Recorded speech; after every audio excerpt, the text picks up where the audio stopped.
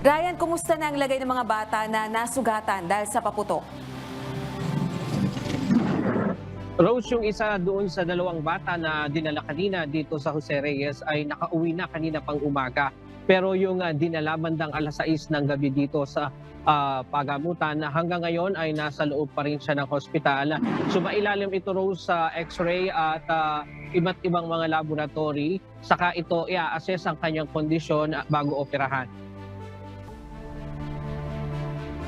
Bandang alas 6 ng gabi, dinala dito sa Jose Reyes Medical Center ng isang ginang ang 12 taong gulang na batang lalaki.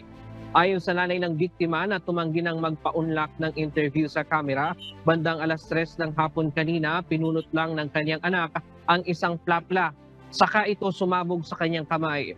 Una itong dinala sa Mother and Child Hospital sa Maynila pero inilipat ito sa Jose Reyes. Ayon sa kanyang ina, posibleng maputulan ng ilang daliri ang bata dahil sa kanyang natamong injury. Samantala, agad ding dinischarge ang unang pasyente ngayong araw na biktima ng paputok na dinala kaninang bandang alas 10 ng umaga dito sa Pagamutan.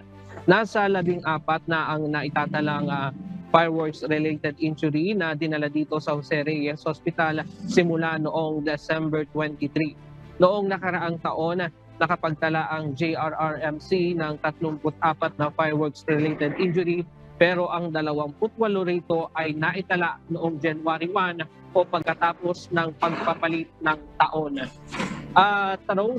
Bago ang pandemya, dito sa Jose Reyes Hospital ay nakakapagtala sila ng mahigit 30 na fireworks-related injury. Noong kasagsagan ng pandemya, bumabayan ng 10 hanggang 19 na lamang kada taon. Pero simula nung nakaraang taon nang magbukas ang ekonomiya ay simula na naman itong pumalo sa mahigit 30.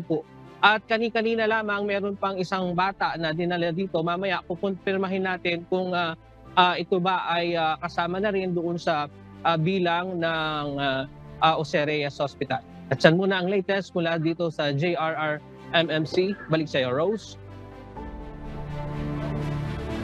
O Ryan, sa mga nabanggit mo na bilang ng mga biktima ng paputok dyan sa Jose Reyes Memorial Medical Center, meron ka bang ulat kung ilan yung passive victims? O ito yung mga biktima na hindi naman talaga sila yung nagpaputok, pero sila yung nadali o sila yung nasaktan sa papaputok ng iba?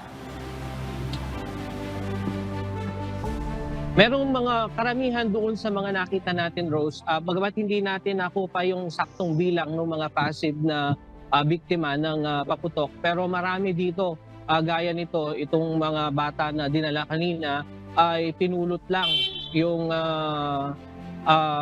paputok saka sumabog sa kanyang kamay. At yun nga ang nakakalungkot dahil mayroong ang karamihan na ngayong araw na dinala dito ay puro mga bata at sila ang nabibiktima nitong pagpaputok na ginagawa ng mga mas nakakatanda na ang nagiging biktima itong mga anak. Alright, ingat kayo dyan. Ryan Lacanlale, nag-ulat ng live mula sa Jose Reyes Memorial Medical Center.